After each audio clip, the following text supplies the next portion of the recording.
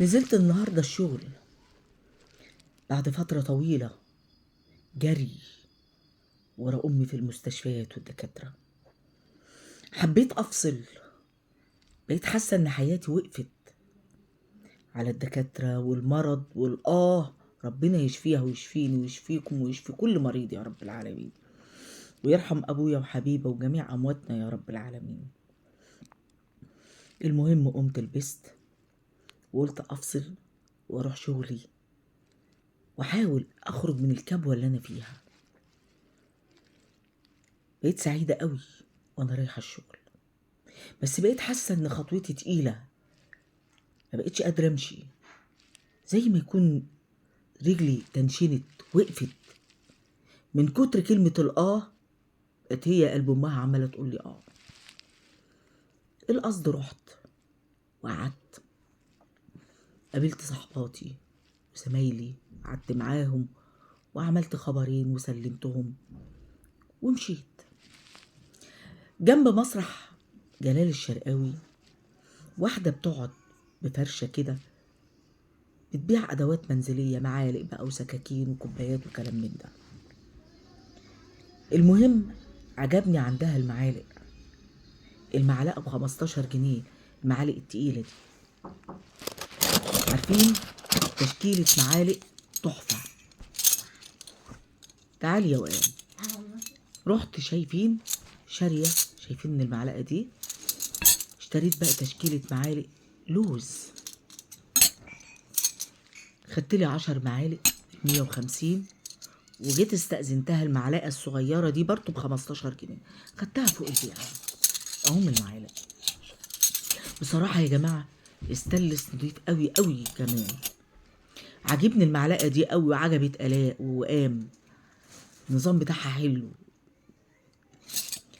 فوانا بنقي بقى الفرشة، اتاري الست بتجيب المعالق دي كل يوم 2 بتنزل الجديد. طبعا النهارده الاربع اتنقضت المعالق اللي عندها، فانا قعدت وانقي بقى من كل معلقه شكل، مش عارفه انقي، عارفين مثلا دستة على بعضيها شكل واحد، لا كل واحده شكل مختلف. قلت مش اشكال المره دي، فوانا بنقي لقيت واحده شيك قوي،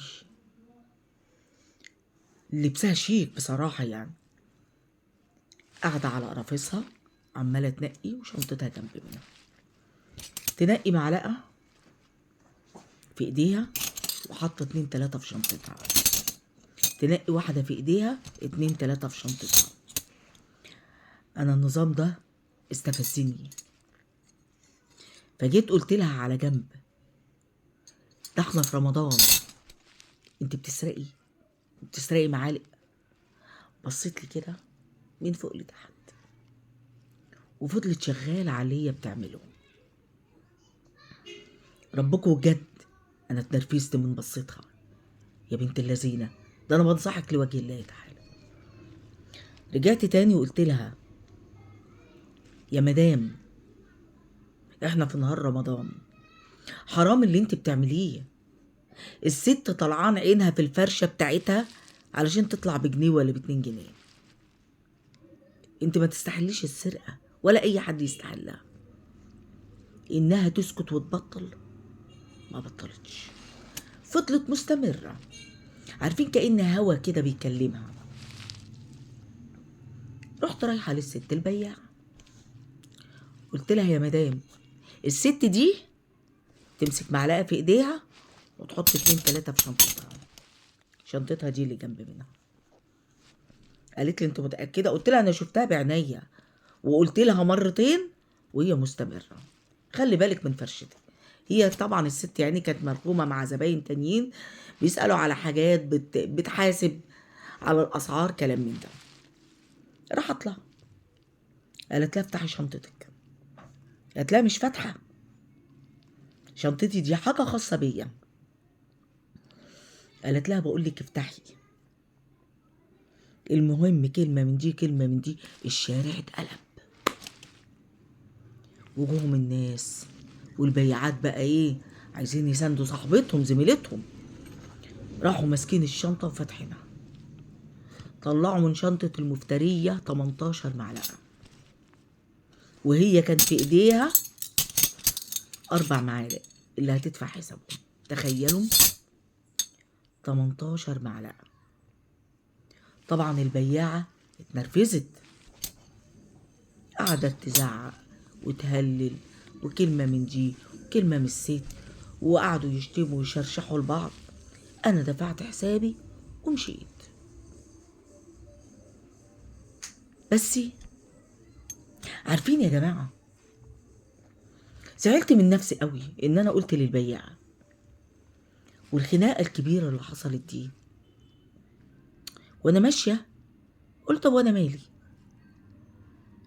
ما كنت سبتها سرقت، ماليش دعوة، هي هتتحاسب يوم القيامة، أو حد تاني كان كشفها مش أنا. ما كنش أنا سبب الخناقة دي الكبيرة دي. يرجع ضميري تاني ويقول لي من رأى منكم منكرا فليغيره. هتروحي فين من ربنا سبحانه وتعالى يوم القيامة ان انت شفتي واحدة بتعمل كده وانت شايفة البياعة تعبانة قد ايه في الشارع وفي وقفتها ومنكفتها مع الناس، وتيجي واحدة زي دي باللبس الهاي بتاعها ده وتيجي تسرق؟ لا، انت مش غلطان. وفي صراع بين ضميري، ما بين عقلي يقول لي انت غلطتي، وضميري يقول لي لا. مش عارفة، كنت كبرت زي ما عقلي قال لي، ولا ضميري عنده حق ان خلاني اتكلمت؟ بما انكم عيلتي مستنيه ارائكم. ارمط غلط يا جماعه انه قال للبياع رغم ان قامت خناقه كبيره. انا لولا بس الاستحياء كنت صورتها. من ستر مسلما ستره الله يوم القيامه.